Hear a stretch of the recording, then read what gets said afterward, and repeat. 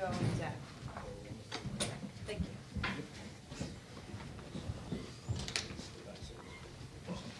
Oh, thank you.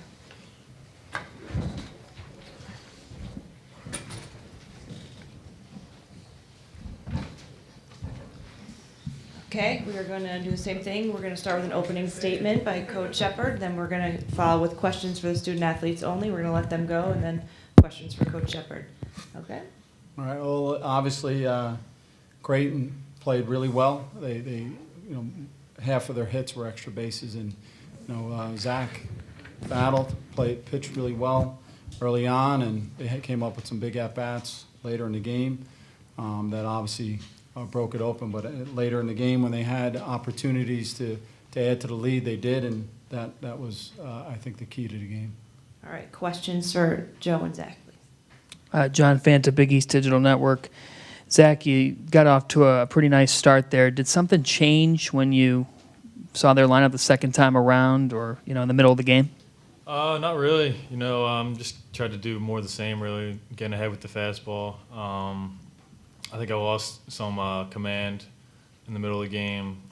Started walking guys, and then didn't really couldn't really throw my changeup in too many counts. My curveball was all right, but when you can't really locate your fastball, your off speed doesn't really matter much. But I don't think anything really changed. It was just I don't know, command type of thing. And Joe, there's a good amount of seniors on this roster. You got to turn the page and now face St. John's tomorrow. How do you just remove the memory from tonight and go into it tomorrow? I mean, we were in the same situation last year, and we didn't do a good job of showing up. So, I mean, we got to do a better job of figuring out the pitcher early, which we didn't do today at all. We didn't make any adjustments, and we got to come out. I mean, the seniors got nothing to lose. It could be out of our last game of baseball of our lives, so got to just leave it out there and play for each other tomorrow. Matt?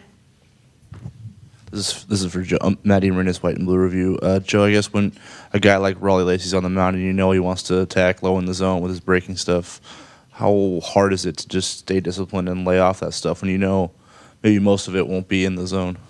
I mean, that's what our hitting coaches preach. I mean, you got to see that stuff up. You got to see the slider up out of his hand. You got to see the two-seam and sinker up in the zone, or else you're going to be in trouble. And that's, like I said, we didn't make that adjustment tonight. We did a bad job. We chased some pitches, and we couldn't get him up in the zone and take advantage of his mistakes. So we're going to have to do a better job of that tomorrow. No, it's not deception. It's just he does a good job of mixing it up. He keeps his sinker's his best pitch, and he used it down in the zone well, and his slider's a good pitch as well. And he does a good job of mixing it. So. Any other questions for student athletes? Okay, great. Thank you. Joe, Zach, see you tomorrow. Thank you. Yep, Thank you.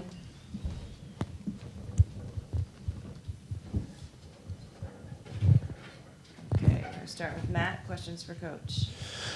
Coach, I know the two-run shot's probably going to look like the game decider, but it's, you cut that in half right away, and then they come up with two-out RBIs to kind of extend the lead, get some insurance runs.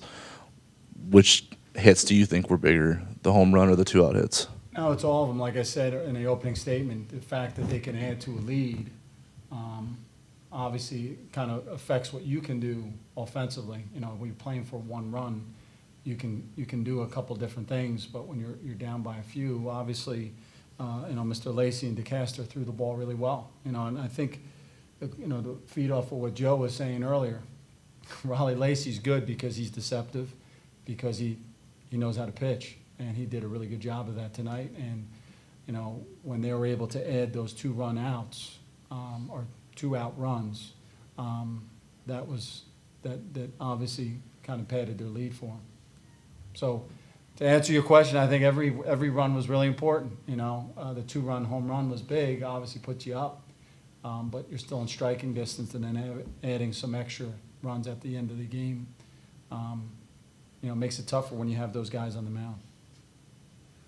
Megan O'Brien, Big East Digital Network. Coach, tomorrow going up against a team like St. John's today, the game was close, but the score didn't really reflect that. But you've seen them a number of times, and, you know, with such a potent offense like that, how do you prepare to have short-term memory loss really from today? Yeah, you have to.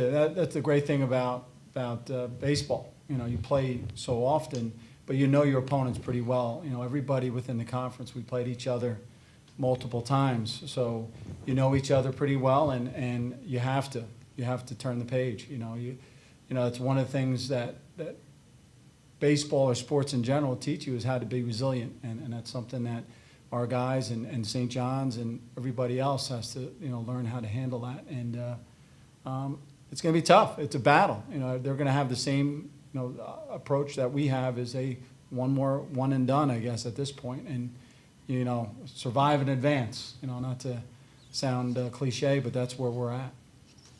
John? Coach, Joe said it, a year ago you weren't able to really show up in that second game. What makes you think that this group's identity is different than a year ago, that you can show up tomorrow and deliver? Well, we addressed that. That was one of the things I addressed in the locker room. You know, when you spend so much time with players and these guys have been together for so long, when the season's over, you know, when you're eliminated, it kind of, guys kind of reflect on it. And, you know, they really honor each other's presence.